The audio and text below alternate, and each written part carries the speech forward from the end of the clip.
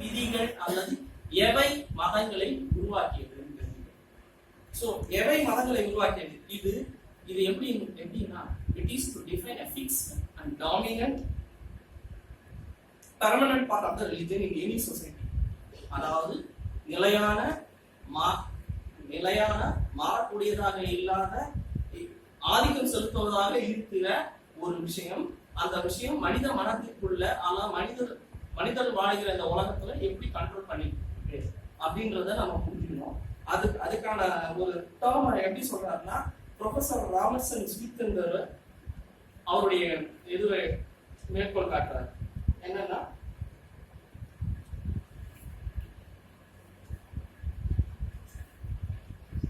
அதாவது மனிதனை வந்து வெறும் காம்ப்ளெக்சிட்டி ஆஃப் ரைட்ஸ் அண்ட் செரிமனிஸை பேஸ் பண்ணி நீங்க வந்து ஒரு கான்செப்ட் ஒரு கடவுளின் இயல்பு என்று எதை நீங்க சொல்லுகிறீங்கன்னா, சடங்கு மற்றும் சம்பிரதாயங்களின் அடிப்படையில அது எந்த வகையில உங்களுக்கு உகந்ததாகவும் அல்லது வேறுபட்டு இருக்கிறதோ அதை பொறுத்து தான் நீங்க கடவுளினுடைய இருப்பை பத்தி நீங்க நிச்சயம் பண்ணிக்கிறீங்க. அதே வந்து நான் வேற விதமா சொல்லணும்னா, மேக்ஸ் முல்லர் என்ற ஆய்வு செய்திருக்கார். பர்டிகுலரா இந்திய மதங்களை ஆய்வு செய்தப்ப அவர் சொன்னாரு, இந்து மதம் அல்லது இந்தியாவில் ஃபாலோ பண்ணுகிற எல்லா மதங்களுக்கும் 3 அடிப்படைகள் இருக்குது. அந்த 3 அடிப்படை என்பது ஒரு இது மாதிரி, அதாவது ஒரு மனிதனுடைய வாழ்க்கை மாதிரியே. அதுக்கு ஒரு பிறப்பு இருக்கும், அதுக்கு ஒரு மேன்ஹுட், அதாவது அதுக்கு ஒரு ஆண்மை காலம் பொருந்திய ஒரு சாதாரணமான ஒரு மிடில் ஏஜ் இருக்கும். அதுக்கப்புறம் அவனுடைய இறப்பு அல்லது முதிய பருவம்னு ஒண்ணு இருக்கும். பிறப்பு, மத்திய பருவம், முடிவு பருவம். சோ இந்த பிறப்பு பருவம் என்பது இந்துக்களுடைய வேதங்களுடைய ஹைம்ஸ், வேதங்களுடைய ஓதல்கள். இது வந்து பிறப்புன்னு வச்சுக்கலாம். அதுக்கு பிராமணர்களும் அதுக்கான காவு கொடுக்கிறது அல்லது ஏதோ ஒரு பலியிடுவது, அந்த பலியிடுவது இதையெல்லாம் வந்து அந்த மேன்ஹுடைய பருவங்களா வச்சுக்கலாம். 3வது வந்து அவன் வந்து கொஸ்டின் கேட்கறான் இல்லையா, ஏன் இப்படி இருக்கு, எது நல்லது எது கெட்டது, அப்புறம் இது கடவுள் இருக்காரா அல்லது வாழ்வு என்றது என்ன என்ற கேள்வி எல்லாம் வந்து உபநிஷத்துகளின் காலம், உபநிடதங்களின் காலமா இருக்கிறத வந்து ஒரு மெச்சூரிட்டி ஏஜா வச்சுக்கலாம் இப்படின்னு விளக்குறாரு. ஆனா நான் பார்த்தப்ப என்ன சொல்றது, மேக்ஸ் முல்லர் சொல்றாரு, நான் பார்த்தப்ப இந்த 3 ஸ்டேஜும் வைட்டலா இருக்கு. இந்தியாவில் 3க்குமான சேவைகளை கண்டினியூஸா மனிதன் செஞ்சு கொண்டு இருக்கிறான். பழமையும் புதுமையும் அந்த காட்டு மிராண்டித்தனமான அந்த வேத ஓதல்கள் இருந்து அந்த பர்த் ஸ்டேஜ்ல இருந்து 3 பருவங்களுக்கும் முழுமையாகவே 3மே டிராவல் ஆயிட்டு இருக்குதுன்றாரு. எதுவுமே அழியல. இதுல இருந்து இது வேணா தேவையில்லைன்னு விட்டு அவன் மேன்ஹுட்டுக்கு வரல, இதை விட்டுட்டு அவன் முதிய பருவத்துக்கு போகவே இல்லை. இப்படி எவல்யூஷனா நடக்கல. சோ இந்த இடத்துல குரங்காவே இருக்குது. குரங்கு மனுஷனும் ஆயிடுச்சு, மனுஷன் வேற ஏதோ புத்தகம் ஆயிட்டான்னா 3மே ஆகிட்டான், 3மாவே இருக்குது அப்படின்ற மாதிரி சொல்றாரு. சோ இது வந்து ரொம்ப இம்பார்ட்டன்டான ஒரு விஷயம். ஏன்னா ஒன்னு எவால்வே ஆகல, அதாவது பரிணாம வளர்ச்சியை பெறல இந்தியாவில். இதை வந்து பிரெஞ்சு அறிஞரான மேக்ஸ் முல்லர் பதிவு செய்யறாரு. So the difficulty is so great, the religions. அப்போ இப்படிப்பட்ட எந்த ரிலிஜியன்ஸ வந்து நம்ம 2 வகையா படுத்தலாம். இந்த மாதிரி மாற்றத்துக்கு உள்ளாகிற வேறு விதமா மாறக்கூடியது அல்லது மாறாம இருக்கிறது, மாறாம இருந்தும் ஏதோ குட்டி குட்டி விதிகளை கொண்டு மாத்திக்கிறது இப்படின்ற மதங்கள் இருக்குது. சோ இந்த தத்துவத்தை பேஸ் பண்ணி பாத்தீங்கன்னா 2 டைப் ஆஃப் ரிலிஜியன். ஒன்று வந்து பாசிட்டிவ் ரிலிஜியன் சொல்றாங்க. முக்கியமான பாசிட்டிவ் ரிலிஜியன் வந்து இந்து மதம். இந்தியாவில் பெரிய சர்க்கிள் ஃபாலோ பண்ற ஒரு மதம் என்ன அப்படின்னா, இந்துயிசம் மாதிரி ஜுடாயிசம், கிறிஸ்டியானிட்டி, இஸ்லாம் மற்ற மதங்கள் கூட பாசிட்டிவ் ரிலிஜியன் தான். ஆனாலும் இந்துக்களுடைய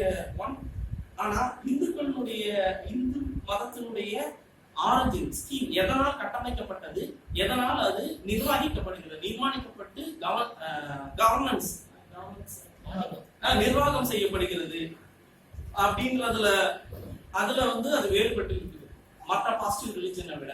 என்ன அப்படின்னா, மற்ற மதங்கள் கொஞ்சம் கொஞ்சமா எவால்வ் ஆயிருக்கு. அதாவது அது காட்டு மிராண்டித்தனத்தை வந்து வேறு பண்பட்டு வேற வரலாறுகளோ அதுக்கு போர்களுடைய முடிவுகளோ வேறவோ அதை வேறவா மாற்றி இருக்கு. ஆனா நாகரிகமா மாறிட்டு இருக்கு. அது ஒரு சேவேஜ் கம்மி, அது ஒரு பிரிமிட்டிவ் ரிலிஜியனா இருந்து அதுக்கப்புறம் மாறி வந்திருக்கு. அப்ப இவரு என்ன சொல்றாருன்னா, அறுதிட்டு கூறக்கூடிய விதிகள் முதலே ஏற்றப்பட்டு விட்டது இந்து மதத்தை பொறுத்தவரை. அதுக்கு அந்த விதிகளின் மொத்த தொகுப்பு அதை நீங்க ஃபாலோ பண்ணாதான் இந்து, அதை நீங்க ஏற்றுக்கொண்டாதான் இந்து. இந்த தத்துவத்தை ஏற்றுக்கொள்வது அதுதான். அது என்ன அப்படின்னா அதுக்கு ஒரே ஒரு புக்கு இருக்குது, வேற எதுவும் வேண்டாம், மனுஸ்மிருதி. ஓகே, மூன்றாவது டைமென்ஷன். ஸோ மூன்றாவது டைமென்ஷன் என்னன்னா, அப்போ philosophy of religion ஓட criterion judging the value of the idea, scheme and governance of the philosophy of religion. அதாவது எது உருவாக்கியதோ எது நிர்வகிக்கிறதோ அதை கேள்விக்கு உட்பட்டு தீர்ப்பு சொல்லுங்கள். அதன் மூலமாக நாம் கண்டுகொள்ளலாம். அதை எதிர்கேள்வியோ அதனை சுய ஆய்வுக்கு உட்படுத்தியோ அதை மொத்தமா ஸ்ட்ரிப் பண்ணி நிர்வாணமாக்கியோ நாம அதுக்குள்ள என்ன இருக்கு, அந்த தத்துவம் உள்ள என்ன இருக்கு அப்படின்னு தெரிஞ்சுக்கலாம். இந்த கோல் தத்துவங்களுடைய விசாரணைக்கு அவசியமா இருக்கும். சோ இந்த பொருள்ல பாத்தீங்கன்னா முக்கியமா வந்து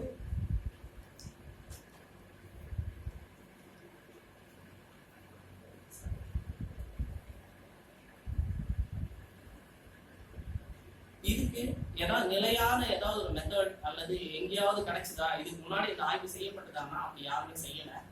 இப்படி இருக்கிறதுனால என்ன பண்றாங்கன்னா, இந்த ஸ்டூடெண்ட்ஸ் அதாவது மதங்களுடைய தோற்றங்கள் எப்போ இருந்ததுன்னு ஆய்வு செய்யக்கூடிய மாணவர்கள் கூட குழம்பிடுறாங்க. சோ இந்த விஷயங்களை ஹெல்ப் பண்றதுக்கு யாருமே இல்லாத பட்சத்துல அப்ப நம்ம என்ன செய்யறோம் அப்படின்னா, மனிதன் என்னவா ஆயிருக்கான், அதாவது இது இப்ப ஏற்படுத்திய தாக்கங்கள் ஹியூமன் கைண்ட்ல மனித மனதுக்குள்ள எந்த விதமான விளைவுகளை ஏற்படுத்தி இருக்கிறது என்பதையும் நாம ஆய்வுக்கு எடுத்துக்கொண்டோம்னால் அதுவும் வந்து இதற்கான விலைகளையோ அல்லது இதற்கான வெளிச்சங்களை தரக்கூடியதா இருக்கும் அப்படின்னு சொல்றாரு. அதை எப்படி அப்படின்னு சொல்றப்போ வந்து, ஒரு காலத்துல மதம் எல்லாவற்றையும் நிர்மாணிக்கக்கூடியதா இருந்தது. அது எல்லாத்தையுமே கண்ட்ரோல்ல வச்சிருந்தது. உதாரணத்துக்கு அஸ்ட்ரானமி வானவியலை, ரெண்டாவது உயிரியலை, மூணாவது நிலப்பண்புகளை. சோ இந்த மூணுத்தையும் வந்து முதல்ல வந்து காப்பாபிகஸ் வருகிற போது அடிச்சு உதைக்கிறாரு. முதல்ல தகர்க்கப்பட்டது வானவியல். என்னன்னா, பூமி என்ற ஒரு கிரகம், அந்த கிரகம் நிலை பெற்று இருக்கிறது.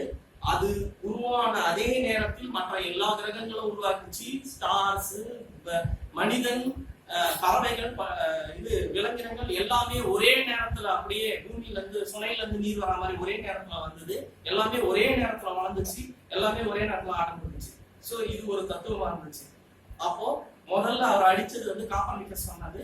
சோ வானவியல் தத்துவம் தவறு, சூரியன் தான் வந்தது அப்படின்றது. ரெண்டாவது, இது வந்து ஒரு பால்வெளி என்று சொன்னது. இது ஒரு எலிப்டிக்கல் பாதை, அது ஒரு வட்டப்பாதையில சுத்துதுன்னாங்க. அதை வந்து இல்ல நீள்வட்ட பாதையில சுத்துது அப்படின்றதெல்லாம் தான் கண்டுபிடிச்சது. காப்பர்னிக்கஸ் அதை தகர்த்துட்டாரு. ரெண்டாவது, உயிரியல் மற்றும் நிலவியல், அதாவது ஜியாலஜி, இதை வந்து யார் தகர்த்தாங்க அப்படின்னா, ரெண்டாவது வந்து அது ஒரு பெரிய அடி. அது வந்து டார்வின், சார்லஸ் டார்வின் வந்து வரலாற்றை பிரிக்கிறார். உலகத்துல ஒரு சிங்கிள் மேனோட ஒர்க் வரலாற்றை ரெண்டா பிரிச்சதுன்னா அது சார்லஸ் டார்வின் தான். அவருடைய ஆரிஜின் ஆஃப் ஸ்பீசிஸ், உயிர்களின் தோற்றம் என்ற படைப்பு கிட்டத்தட்ட 12 வருஷம் சும்மா சுத்திட்டு இருந்திருக்காரு அவரு. ஏன்னா கொண்டுடுவாங்க, 12 குழந்தைங்க அவருக்கு. அவர் 12 வருஷம் சும்மா இருந்தாரு. அதுக்கப்புறம் அதை கொடுத்தாரு. அப்போ அத உயிர்களின் தோற்றம் என்ற புத்தகம் வந்து உயிரியல் தத்துவத்தை மொத்தமா ஒரு பெரிய சமட்டி அடி கொடுத்துச்சு. அதை வந்து அந்த அடியில இருந்து எல்லா கட்டுப்பாட்டையும் கொண்டு இருந்தாலும் இன்னுமே மதங்களால எந்த ஆதிக்கம் செலுத்துகிற மதங்களாலும் அதை மீள முடியல. அதை எதிர்த்து மறுபடியும் இழந்த சாம்ராஜ்யத்தை மீண்டும் நிலைநிறுத்திக்க முடியலன்னு சொல்லலாம். ஆனா மெடிசன்ல, மருத்துவத்துல இன்னும் மதங்களின் ஆதிக்கம் இருக்கிறது. குறிப்பாக இந்த மதம் எப்படி அப்படின்னா, அதை வந்து ஒரு நோய் என்பது ஒரு ஒரு உதாரணத்து மாரியாத்தா வந்துடுறது, ஒரு கடவுளுடைய விசிட்டேஷன், கடவுளுடைய பிரசன்னம் மாதிரியும் பிரவேசம் பண்றாத உங்களுக்குள்ளன்ற மாதிரியும், அல்லது அது ஒரு சாபமாகவோ, அல்லது அது ஒரு ஆன்மீக பயத்தின் வழி தீர்க்கப்படுவதாகவோ, அல்லது அது ஒரு உங்களையும் உங்ககிட்ட அவருக்கு எதிரியான சாத்தான் வந்து உள்ள புகுந்ததாகவோ, நீங்களும் அந்த நோயுற்ற அந்த மனிதனும் பீடிக்கப்பட்ட அந்த மனிதனும் விருப்பம் இல்லாமலே அவங்களுக்கான டாக்டர் தரப்பட்டோம், இப்படியெல்லாம் சேர்ந்து அது உருவாக்கப்பட்டிருக்கு. சோ இது ரொம்ப முக்கியம். இதுக்கு அடுத்தது வந்து மூணாவது பாத்தீங்கன்னா, ஆய்வு வச்சுட்டீங்கன்னா வரலாற்று இதுபடி, ஒன்று savage society, civilised society. Savage society என்பது ஆதிவாசி மலைவாசிகள் அல்லது குடியேறிகள் என்ற கூடாரம் போட்டுட்டு ரெட் இண்டியன்ஸ், நம்ம ஊர்ல தோழர்கள், இந்த மாதிரி இப்ப பழங்குடிகள் அந்த மாதிரி மலைக்குடிகளா மலைவாழ் மக்களா எல்லாரும் வந்து காடுக்கு வேளாண்மைக்கு முன்னாடி இருந்த ஒரு சமூகம். அந்த சேவேஜ் சொசைட்டி என்பது அந்த பதமே கொஞ்சம் எல்லாரும் சொல்றதுனால சொல்லலாம். சேவேஜ் சொசைட்டின்றது வேற அர்த்தம் இங்கிலீஷ்ல. ஒரு ஒரு காட்டுமிராண்டி சமூகம்ன்றது தான், அது காட்டுமிராண்டித்தனம்ன்றது தான் சேவேஜ். அது ஒரு ஈரக்கமற்ற தன்மைன்றது. சோ அது சேவேஜ் சொசைட்டின்னு சொல்றாங்க. இவர் விளக்குறப்பதான் நமக்கு தெரியுது ரொம்ப உயர்ந்த சமூகம் அது. இரண்டாவது civilised society. Yet exchange it may see no systematic study of the religious revolution as so far been made. இதுவரை யாரும் இந்த சமூகத்தை இப்படி இரண்டா பிரிச்சு எந்த ஆய்வும் இதுவரை மேற்கொள்ளவில்லை என்பதை நான் அறுதியிட்டு கூறுகிறேன் என்கிறார். இப்படி ஏன் அப்படின்ற ஏன் அந்த இந்த இந்த இந்த தனியா வந்து சேவிங் சொசைட்டியினுடைய பண்புகள் என்னன்றத விரிவாக்கல, ஏன் விரிவாக்கல அப்படின்றத கொஸ்டின் வந்து beginning of the comparison between savings and civilized society is first performance of rite and ceremonies, second practice of magic or taboo and worship of fetish or modern. அதாவது முதல் மேரேஜ், அதாவது சடங்கும் சம்பிரதாயமும், இரண்டாவது அதாவது மேஜிக் மந்திரம், அதுக்கான காட்டு மிராண்டித்தனமான ஒரு பழங்கால நாகரிகமற்ற வழிமுறைகள், அதன் மூலமா அதீத நம்பிக்கைகள், இவையெல்லாம் முக்கியமா 2 அம்சங்களா அந்த சேவேஜ் சொசைட்டி இருந்தது. ஆனா இந்த 2 அம்சங்களை பார்த்துட்டு நம்ம வந்து இப்ப இருக்கிற கண்டெம்பரரி இந்த தற்கால பீரியட்ல அதை நம்ம வெறுக்கிறோம். ஆக்சுவலா பாத்தீங்கன்னா இது எதோட கனெக்ட் ஆயிருக்குன்னு பாத்தீங்கன்னா முக்கியமான அவர்களுடைய விசேட தினங்கள் அவர்களுடைய நடைமுறை வாழ்க்கையினுடைய தொடர்புடையதா இருக்குதுன்னு சொல்றாரு. அது என்ன அப்படின்னா பிறப்பு, முதல் மகன் பிறப்பது, முதல் வாரிசு பிறப்பது, கல்யாணம், அவங்க கல்யாணம் பண்ணிக்கிறது, அப்புறம் வந்து மேன்ஹுட் ஆர் பியூபர்ட்டி வயசுக்கு வர பூப்பெய்துதல், இந்த மாதிரியான இது, நோயுறுதல், இறப்பு, போரிடுதல், ஒரு குழுக்கும் இன்னொரு குழுவும் மோதிக்கிறது, இந்த மாதிரியான தருணங்களுக்கு எங்களுக்கு மகன் தேவை, எங்களுடைய இனக்குழு எங்களை பாதிக்காம பாத்துக்க என்பதற்காக செய்யப்படுகிற சின்ன சின்ன சடங்குகள், சுழி கொளுத்தி, ஊதத்து, நவஜூஸ், அப்பாச்சி மாதிரி ரெண்டியன்ஸ் சேவ் பண்ணுறீங்க. சோ இந்த விஷயங்கள் என்ன சொல்லுகிறது? 2 விஷயம். இந்த மந்திரமும் இதையும் பார்த்து நீங்க ஒன்னும் வந்து பயங்கர போக தேவையில்லை சேவேஜ் சொசைட்டில. இது ரொம்ப இயல்பானது. ஏன்னா அங்க மதம் என்பது இன்னும் மொராலிட்டி என்பதோ, அதாவது ஒழுக்கவியல் என்பதோ, எல்லாம் கடவுள் என்பதனுடைய முக்கியத்துவமோ தரப்படாததாக வாழ்க்கையோட இணைந்ததா என்பதனால அந்த மேஜிக் என்பது நாம ஏற்றுக்கொள்ளலாம். அந்த மந்திர தந்திரம் என்பது ஏற்றுக்கொள்ளத்தக்க இயல்புடையது என்றார். அந்த மந்திர தந்திரங்கள் அல்லது அந்த சடங்குகள் சம்பிரதாயங்கள் எதை குறிக்கிறது என்றால் life and preservation of life, வாழ்வை பாதுகாத்துக் கொள்ளுதல். இந்த 2 விஷயங்களுக்கு தான் அவங்கள அதையெல்லாம் செய்ய வச்சதுன்றார். சிவிலைஸ்ட் சொசைட்டி நாகரிகம் அடைந்த சமூகத்துக்கு இது தெரியாது. சோ இந்த 2 விஷயங்களை பேஸ் பண்ணி தான் நடந்துச்சு முதல்ல. அது ப்ரொஃபசர் காலியும் அதே தான் சொல்றாரு. என்ன அப்படின்னு சொல்றாருன்னா, why is magic and totem be such important to the savage? ஏன் மந்திரம் தந்திரம் மற்ற சடங்குகள் அதீத நம்பிக்கைகள் வந்து ரொம்ப முக்கியத்துவமா இருந்தது? The only answer they all affect is preservation of life. வாழ்வின் பாதுகாப்பை எதிர்க்கிற எந்த ஒரு விஷயத்தையும் எந்த ஒரு வகையிலாவது தடுத்து நிறுத்தணும்ன்றது மட்டும்தான் அவங்களோட குறிக்கோளா இருந்து, அதனால இந்த மந்திர தந்திரம் எல்லாமே பண்ணியிருந்தாங்க. சோ லைஃப், ப்ரொஃபசர் கிராலி சொல்றது, religion of the savage begins and ends with affirmation and confirmation of life. வாழ்வை வந்து பாதுகாத்துக் கொள்வதும் வாழ்வு சார்ந்த விஷயங்களையும் தங்களுடைய இருப்புக்கான விஷயங்களை தக்க வைத்துக் கொள்வதில் ஆரம்பிப்பதும் முடிவதுமாக சேவேஜ் சொசைட்டி, அந்த பண்டைய காட்டுமிராண்டி சமூகம் இருந்தது அப்படின்னு நம்ம சொல்லலாம். இரண்டாவது, அப்போ முக்கியமான ஒரு விஷயம் ப்ரொஃபசர் கிராலியும் சொல்றாரு. Crawley, man's religion does not enter into professional or social hours, is scientific or artistic moments. Practically, its chief claims are settled on one day of the week. அப்போ சிவிலைஸ் சொசைட்டி என்ன பண்ணுகிறது? அப்ப நாகரிகம் அடைந்த சமூகம் என்ன செய்கிறது அப்படின்னா, ஒரு மனிதனுடைய மதம் அவனுடைய சமூக நேரங்களில் தலையிடுவதே இல்லை. நீங்க ஆபீஸுக்கு போனீங்கன்னா உங்க மதம் கூட தலையிடுவதே இல்லை, ரைட்டுங்களா? அதே நேரத்துல உங்களுடைய கலை ரீதியான எந்த ஒரு தேடல்களோ அல்லது நுணுக்கங்களை ஆராய்வதிலும் தலையிடுவதும் இல்லை, எந்த வகை ஆதிக்கமும் செலுத்தவில்லை. மூன்றாவது, இது பிராக்டிகலி சயின்ஸ் ஒரே ஒரு விஷயத்தை மட்டும் உங்களிடமிருந்து அனுமதி கோருகிறது. என்னன்னா, ஒரு வார விடுமுறையானா நீங்கள் அந்த வார விடுமுறையை உங்களுடைய மெட்டீரியல் லைஃப் எல்லாம் விட்டுட்டு நீங்க ஒரு ஆலயத்துக்கோ ஏதோ ஒரு வகையில நீங்கள் கடவுளை நினைப்பதற்கான அல்லது மத ரீதியான விஷயங்களை செய்வதற்கான ஒரு நாளோ 2 நாளோ அந்த சகத் டேஸ் அப்படின்றோம் இல்லையா, புனித நாட்கள், மத நாட்கள், அந்த மாதிரியான நாட்கள் மட்டும் டிமாண்ட் பண்ணுது. சர்ச்சுக்கு போறது அதுதான், ஒரே ஒரு நாள் எல்லா நேரம் மட்டும் ஒரே ஒரு நாள் போகுது சர்ச்சுக்கு.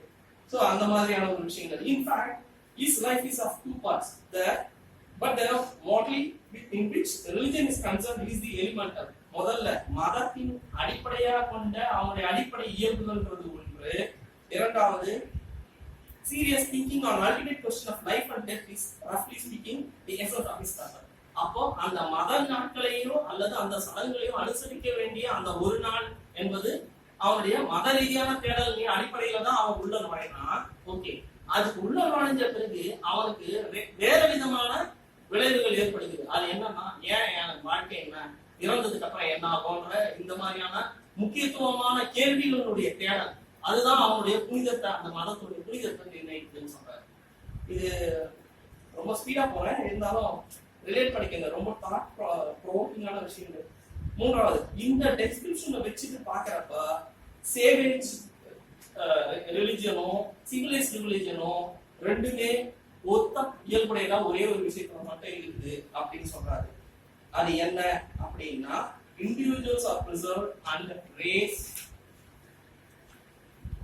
maintained of the same. அதாவது தங்கள் இனம் வாழணும், தங்களுடைய தங்களுக்குள்ள மிகப்பெரிய வேற்று விஷயங்கள் உள்ள மாறாம இருக்கணும், தங்களுடைய இயல்புகள் மாறாம இருக்கணும்ன்றதுக்கான ஒரு போராட்டம் தான் இதுல தெரியுது.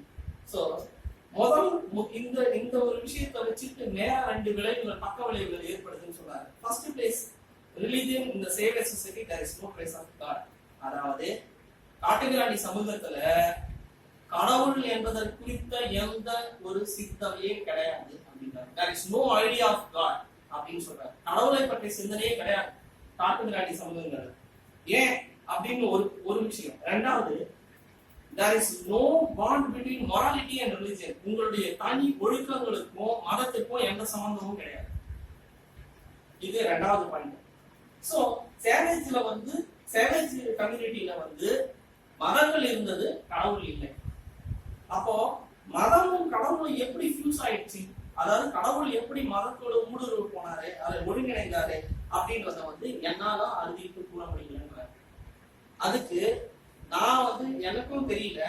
அதுக்கு என்ன பொறுத்தவரை நான் ஒரு இது அவர் பாசிபிளா இருக்கும் அப்படின்னு சொன்னது, அந்த சமூகத்தின் கிரேட் மேன், மிகச்சிறந்த மனிதனை ஒரு மற்றவர்களிடம் அதிக மதிப்பு கொடுத்து பார்க்கறது மூலமாக விளைந்திருக்கலாம் இந்த சிந்தனை அப்படின்னு அவர் சொல்றாரு.